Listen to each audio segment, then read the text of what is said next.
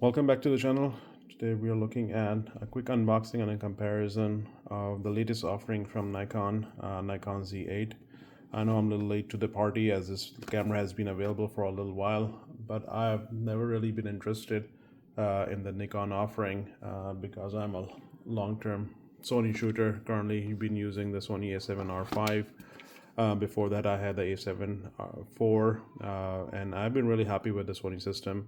But as you know, I try out different systems and have owned Fuji, Olympus, Canon. So just wanted to try out what Nikon is offering right now.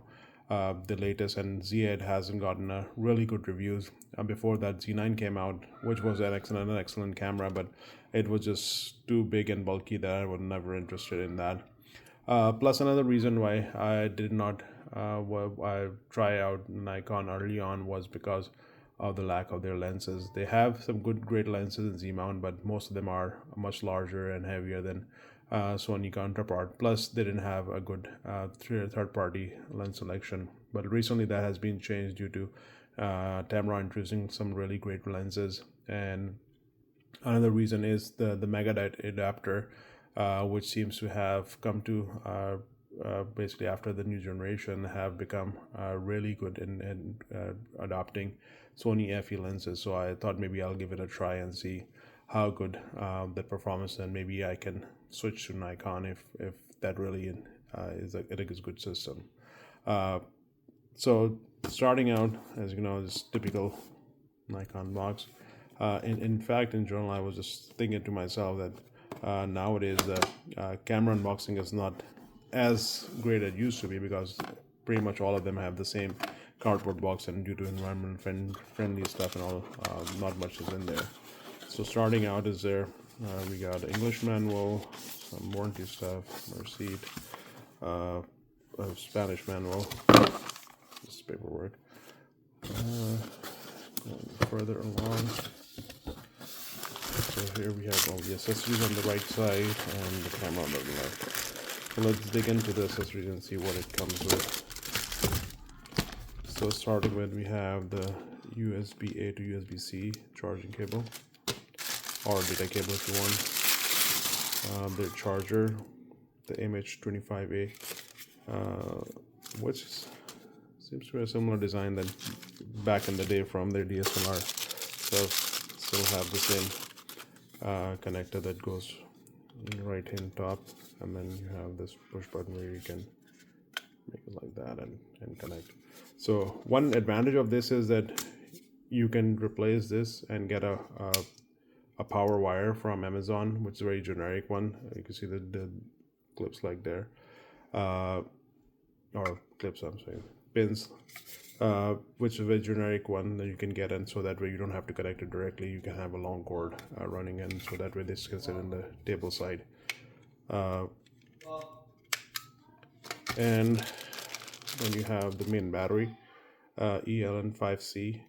So some of the people were disappointed because of the smaller size of the battery compared to the competition. It doesn't provide a lot of shots, and people thought maybe it should be better to have a Z9 battery, but nonetheless, this works. You can get an extra battery. And finally, we have the strap.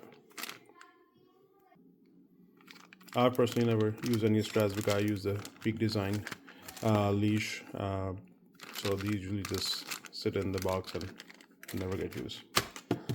Alright, so finally we have our camera. So right off the bat, the initial impression, it's a lot heavier and bigger than I was. Well, I had an idea, but it's heavier than I had anticipated. I knew it was bigger, but quite a bit heavier. Material feels nice in hand. Buttons, pretty good. A top dial. That's another thing that I never really cared for, is a top dial. I had it on previous Nikon camera as well as on the Fuji X-H2, but didn't really care for it. On the right lives. So this is, I've read a lot of reviews, and I feel the same, that this is just too soft, and it should be too easy to open. As you can see, there's a CF Express and SD card slot, which is in a way a good thing and a bad thing as well. So good thing being that you have more options. So if, like, for example, if I'm coming from Sony, I can just use my SD card and don't have to buy any CF Express right now. So CF Express are faster cards. So the disadvantage is if you want to do a redundant writing where you want to write on both cards, you have a disadvantage because it will be slower speed because you have an SD card and a CF Express. For both CFX Express like Z9, that will be much faster. But I don't think anybody would complain about that. If they need pro level body, then or basic faster card, they can always go to Z9. So the screen protector on top of that. Here's the screen, so it's basically a 3-way tilt, goes like that and goes like that. Not a big fan of this either. I either prefer full articulating, or even better the way Sony has done with the A7rV, that you can get basically combination of both this as well as a fully articulating as well. So on the left side you have all the ports. You got mic, headphone, full-size HDMI port,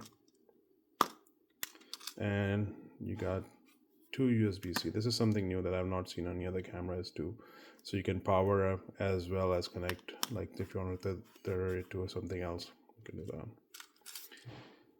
And then you got 2 function buttons on top, and here's your flash sync port right here. Everything seems to be very well sealed, and that's at the bottom. So one thing I may notice, and I've seen before as well on the other camera, is you can see this size of the mount itself. Even though both are full frame cameras, Nikon Z mount is much larger than the Sony one on the right. The reason being, Sony E mount was originally introduced was as an APS-C camera, and then so later on Sony decided to fit a full frame sensor in there. And a lot of people were not happy about it because they complained that because since the mount was originally created for APS-C camera, Sony will not have 1.2 lenses, but Sony have proved everybody wrong, and they have been producing not only 1.2 and 1.8 lenses, but a lot smaller size compared to the competition as well. So Nikon Z mount was just large size when that was introduced. Their claim was that they will be able to create much smaller lenses due to the size of this mount, but so far I have not seen that. In fact, they have gone the other way around, and most of their lenses are much larger than their Sony counterparts, because I don't know whatever the reason is. Like especially, like, for example, if you look at their 1.8 85 millimeter, or you look at their 50 millimeter 1.2 that just came out, they are gigantic compared to Sony GM offering. So as you can see, the size comparison here. Grip wise, definitely it's an advantage here because I have enough length to cover my pinky as well, which basically you not usually on Sony side, it just falls off. So grip is better, but weight wise, not actually holding them both in hand, it's not a big difference, but definitely since Nikon is a lot bigger camera, as you can see. I don't know if you can see it from here, the size difference. So it's definitely Nikon feels a lot larger in the hand as well. So it will be definitely good for their big lenses, but the lenses that I was using, like for the Samyang or small primes, Sony I think it still shines there. It'll be really good. It's still really good camera for those smaller primes. So smaller prime on this, I don't know, probably I'll have to use them to figure out how the handling is. But this body is definitely good for larger lenses like 180 to 600 or 70 to 200 f2.8. Those I can see will be really good in using that. The only concern I see, for at least for myself, is this being as a if I decide to just keep it as a primary camera for travel. This will be much larger kit compared to what I have with Sony. But maybe I can just adapt the lenses from Sony FE mount on Nikon and see if they have the same similar performance. So that's it for now. I will be posting some other videos on Nikon, and especially I'm waiting for my Megadap adapter, the new one, the Megadap Adapter Pro.